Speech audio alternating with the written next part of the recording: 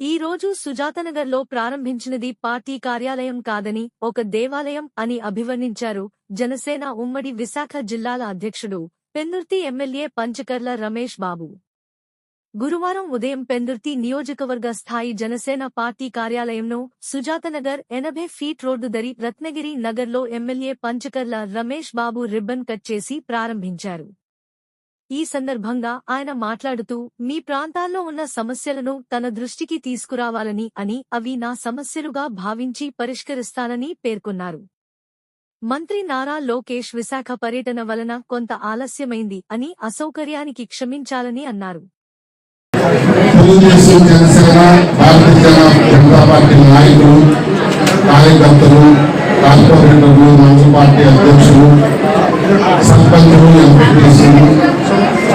అలాగే వివిధ హోదాల్లో పార్టీ పనిచేస్తున్న సీనియర్ నాయకులందరికీ కూడా పేరు పేరున హృదయపూర్వక నమస్కారాలు, ధన్యవాదాలు. మరి ప్రతిరోజు కూడా గత 2.5 నెలల్లో గత 5 సంవత్సరాల నుంచి ఏ పనులు అవ్వకుండా ఇబ్బంది పడుతున్న మా కేడర్లంతా కూడా ప్రతిరోజు కూడా టౌన్లోకి వచ్చి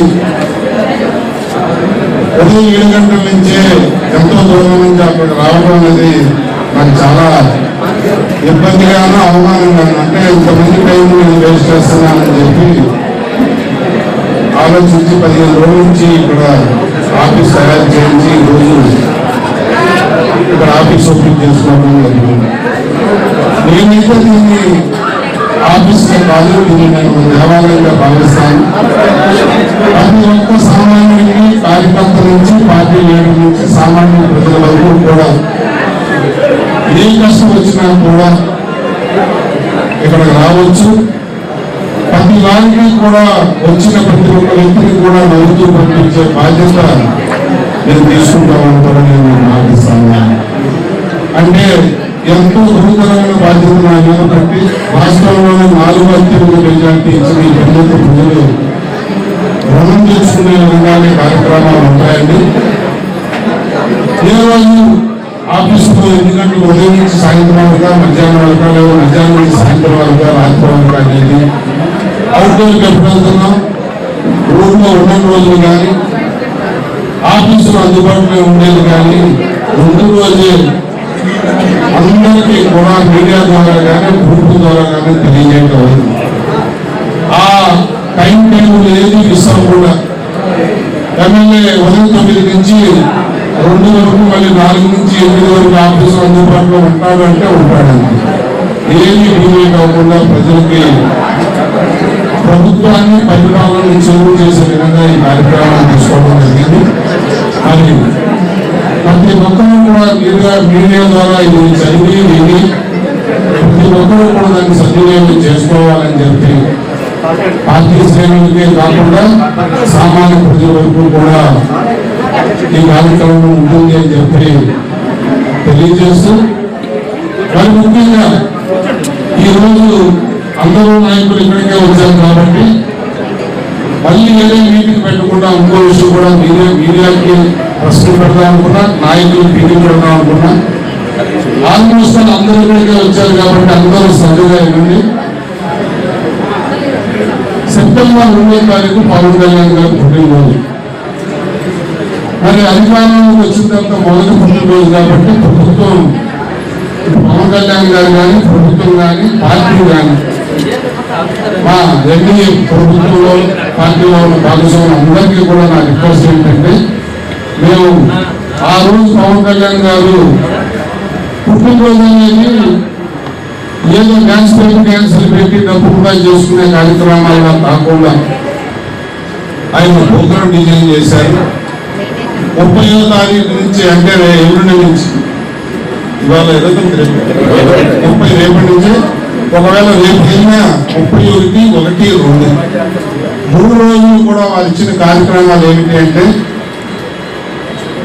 ప్లాస్టిక్ రహిత సమాజం కోసం ప్లాస్టిక్ ఎక్కడున్నా ఏరివేయటం కానీ, డ్రైనేజీలు క్లీన్ చేయటం కానీ, తర్వాత ఏదైతే సముద్ర పుట్టునున్న ప్లాస్టిక్ కానీ, గ్రామాల్లో ఉన్న ప్లాస్టిక్ కానీ ఏర్పేయటం, గ్రామాలను పారిశుద్ధ్యంగా ఉంచడం, ఎక్కడన్నా రోడ్డు కట్టంగా వచ్చేసిన తప్పులు ఉంటే అవి కొట్టేసి నీట్ అండ్ క్లీన్, దాంతో పాటు క్లీన్. మొక్కలు నాటే కార్యక్రమం పెద్ద ఎత్తున అటవీ శాఖకి ఒక రేట్ ఫిక్స్ చేశారు, ఆయన శాఖే కాబట్టి మొక్కకి 5 రూపాయలు అని చెప్పి ఫిక్స్ చేసి, అంటే చేసే కార్యక్రమాలు క్లీన్ ఆంధ్ర గ్రీన్ ఆంధ్ర అనే నామకరణంతో ఈ తప్ప చెత్తను కాలువ గట్ట వెంటడి కాలు గట్ల వెంట రహదారుల పక్కన డంప్ చేస్తున్నారు. కాలువ గట్లను రహదారుల పక్కన వేసిన చెత్తను తొలగించి శుభ్రం చేయటం, మార్కెట్ ప్రదేశంలో ఉన్న చెత్తను తొలగించాలి, రహదారుల వెంట ఉన్న తుప్పులను పొదలను తొలగించాలి, చెత్త నిర్వహణ కేంద్రాలు ఉంటే అక్కడ చెత్తను ఉంచాలి అనేది ఒక నినాదం. అయితే మరి దాంతో పాటు ప్రస్తుతం వర్షాకాలం రావడంతో దోమల మీద తీవ్రంగా ఉంది, పారిశుద్ధ్య నిర్వహణ సమస్య కూడా ఉంది. మురుగు కాలంలో ముడిక చేపట్టడంతో పాటు ఆయిల్ బాల్స్, ఆయిల్ డ్రిప్ లాంటివి చేయవచ్చు, దోమలు రాకుండా పాకింగ్ చేయించవచ్చు. ప్రజలకు మురుగునీటి నిర్వహణ, ఇళ్లలోనూ పొలంలోనూ చెత్త పుచ్చుకోకుండా ఏం చేయాలో చైతన్యవంతపరిచే కార్యక్రమాలు చేపట్టాలి. పాఠశాలలో, ఆసుపత్రుల దగ్గర పారిశుద్ధ్య కార్యక్రమం చేపట్టాలి. విశాఖపట్నం, కాకినాడ, బాపట్నం లాంటి సముద్ర తీర ప్రాంతాల్లో క్లీనింగ్ కార్యక్రమాలు చేపట్టాలి. ఈ 3 రోజులు 31/1/2 తారీఖు సాయంత్రం జిల్లా అధ్యక్షుడిగా అన్ని నియోజకవర్గాల ఇన్ఛార్జీలతో జిల్లా కమిటీతో సాయంత్రం 5 గంటలకు మీటింగ్ పెట్టుకున్నాము. మరి ఇక్కడికి వచ్చిన 3 పార్టీల నాయకులు కానీ, అలాగే 3 మండలాల్లో అప్పటి నుంచి వచ్చిన నాయకులు కానీ పారిశుద్ధ్యం, మొక్కలు నాటడం అనే కార్యక్రమాన్ని తప్పకుండా చేయాలి అని చెప్పి అన్ని మండల నియోజకవర్గాల్లో జరిగే కార్యక్రమం ప్రజలు ఉపయోగపడే కార్యక్రమం కాబట్టి